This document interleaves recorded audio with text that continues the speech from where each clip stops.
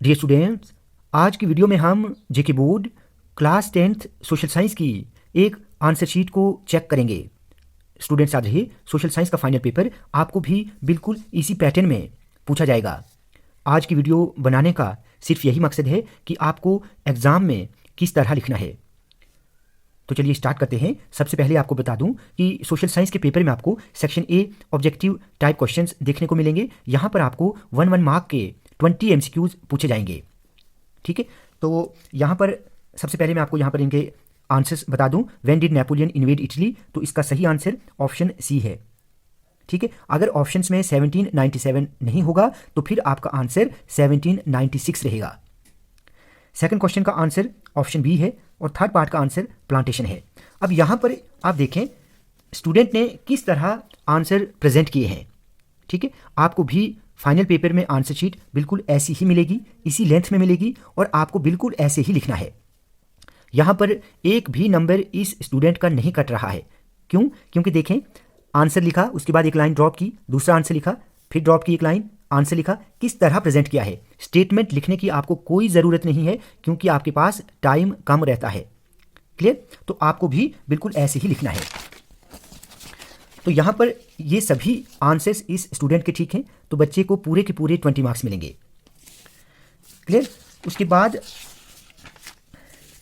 Section B short answer type questions का है। यहाँ पर आपको 10 शॉर्ट आंसर क्वेश्चंस पूछे जाएंगे और इनके आंसर आपको 40 to 60 वर्ड्स तक लिखने होंगे। आपको ज़्यादा लंबे नहीं लिखने हैं क्योंकि अगर इससे ज़्यादा आप आंसर लिखेंगे मार्क्स आपके नहीं कटेंगे, लेकिन आप सभी क्वेश्चंस को अटेम्प्ट नहीं कर पाएंगे। क्लियर? तो शॉर्ट आंसर में जो सेकंड क्वेश्चन है सॉल्ट मार्च, यहाँ पर इस स्टूडेंट ने देखो, आप इस आंसर को देखें कितने अच्छे से लिखा है। Section B short answer type questions answer number 2। ठीक है, आपको भी बिल्कुल ऐसे ही एग्जाम में लिखना है। देखो कितने अच्छे ढंग से लिखा है। पूरे के पूरे मार्क्स इस स्टूडेंट को मिलेंगे। कोई चैलेंज नहीं कर सकता कि इस स्टूडेंट का एक भी नंबर कटेगा। आपको भी बिल्कुल ऐसे ही एग्जाम में लिखना है। देखो ये पूरे के पूरे आप इनको गिन लेना, ये पूरे के पूरे आपको 60-70 वर्ड तक ये आंसर मिलेगा।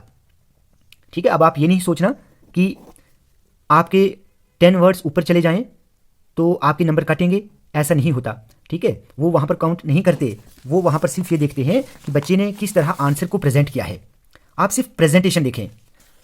जो एग्ज़ाम में पेपर चेक करने वाला होगा, ये बात मेरी नोट कर लेना, वो आपके आंसर नहीं पढ़ेगा, सिर्फ आपकी प्रेजेंटेशन को देखा जाता है कि आपने किस तरह लिखा है। ठीक है, आपको उसी के अकॉर्डिंग मार्क्स मिलते हैं। दूसरा क्वेश्चन यहाँ पर क्या पूछा है, सॉरी तीसरा क्वेश्चन है why were the corn laws scrapped. तो यहां पर इसका आंसर स्टूडेंट ने लिखा है, आप यहां पर देख लें। ठीक है, आपको बिल्कुल ऐसे ही लिखना है। आंसर नंबर 3 देखो कितने अच्छे से लिखा है, जो चेक करने वाला होगा उसको भी आसानी रहती है। ठीक है, मजे से वो आपको पूरे मार्क्स देगा। उसके बाद देखो कितने अच्छे ढंग से लिखा है। आपको इतना ही लिखना है, इससे ज़्यादा आपको एग्जाम में नहीं लिखना है। Question number 4 great causes of great depression है। ये बहुत इंपॉर्टेंट है, ऐसे भी आपको भी एग्जाम में ये क्वेश्चन रिपीट हो सकता है।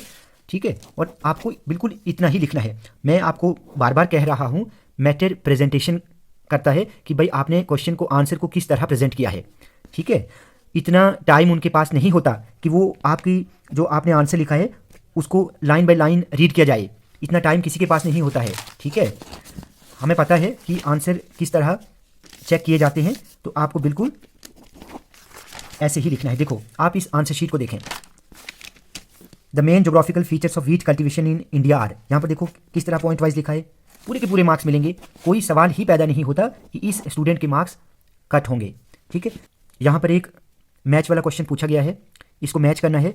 तो यहाँ पर देखो स्टूडेंट ने सीधा इसके आगे आंसर लिख दिया है, union of India prime minister, state governor, municipal corporation mayor, ग्राम पंचायत सरपंच। ठीक है,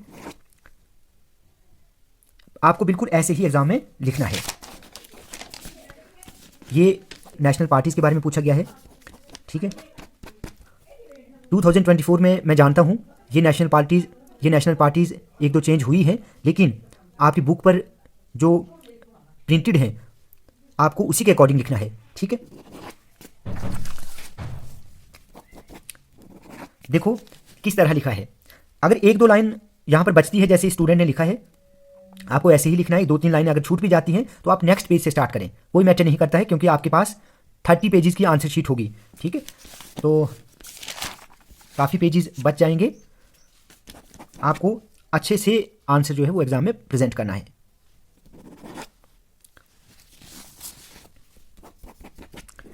आप खुद देखें यहाँ पर किस तरह लिखा है, किस तरह पॉइंट वाइज लिखा है। यहाँ पर 3 मार्क्स इस स्टूडेंट के कोई नहीं काट सकता, क्योंकि अच्छे से इस स्टूडेंट ने अगर आंसर लिखा है तो कोई चैलेंज नहीं कर सकता कि मार्क्स यहाँ से काटे जा सकते हैं। एक बात और बता दूं कि लिटिल बिट मिस्टेक्स चलती है, ठीक है, वो कोई परफेक्ट नहीं होता। एक दो पॉइंट अगर ऊपर नीचे हो भी जाए तो मैंने आपको पहले ही बता दिया, चेक करने वाला इतनी छोटी मोटी मिस्टेक्स नहीं देखता, सिर्फ ये देखा जाता है कि प्रेजेंटेशन कैसी है। उसके बाद long answer questions, section C आपका लॉन्ग आंसर क्वेश्चंस पर बेस्ड है। यहाँ पर आपको बताया हुआ है कि लॉन्ग आंसर क्वेश्चन आपको 100 to 130 वर्ड्स तक लिखने हैं, यानी कि कम से कम आपका आंसर 100 वर्ड्स का होना चाहिए, ठीक है। तो ये क्वेश्चन देखो, आप इसको पढ़ लो, बिल्कुल पॉइंट वाइज लिखा है। आसानी से यहाँ पर भी इस स्टूडेंट को 5 के 5 मार्क्स मिलेंगे, ठीक है।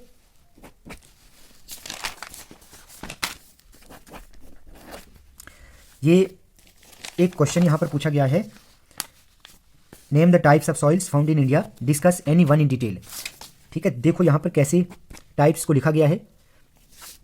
एलुवियल सॉइल एक वन लाइन ड्रॉप की है, ब्लैक सॉइल 1 लाइन ड्रॉप की है, रेड सॉइल 1 लाइन ड्रॉप की है, लेटराइट सॉइल, ठीक है। देखो आपको भी ऐसे ही एग्जाम में लिखना चाहिए।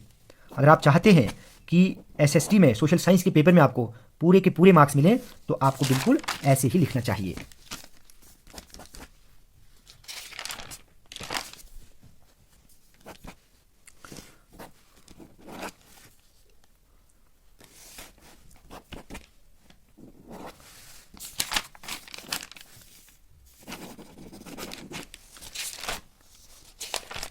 ठीक है, तो आप इस आंसर शीट को अच्छे से देख लें, आपको बिल्कुल ऐसे ही एग्जाम में लिखना है। एक बात और, बहुत सारे स्टूडेंट्स मुझे पूछ रहे थे कि सर हमें मैप खुद बनाना है या वो आंसर शीट पर बना होगा। हम मैप की बात करें तो मैप आपकी आंसर शीट के लास्ट पेज पर बना होगा, ठीक है। आपको मैप बनाने की ज़रूरत नहीं पड़ेगी, मैप ऑलरेडी आंसर शीट पर प्रिंट होता है। आपने खाली जो जो चीज़ें आपको मैप में पूछी जाएंगी आपको सिर्फ उनको लोकेट करना है। क्लियर, आपको अच्छे ढंग से, अगर पेपर में शेड के लिए पूछा गया है तो आप उनको शेड करके नाम भी लिख लेंगे। क्लियर, तो आपको मैप बनाने की ज़रूरत नहीं पड़ेगी, मैप ऑलरेडी आंसर शीट के लास्ट पेज पर देखना, मैप वहाँ पर बना होगा।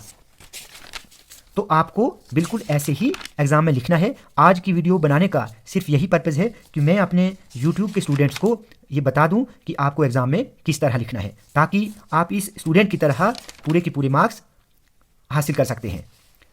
कल की वीडियो में मैं आपको इंग्लिश का दिखाऊंगा कि आपको इंग्लिश का पेपर किस तरह लिखना चाहिए।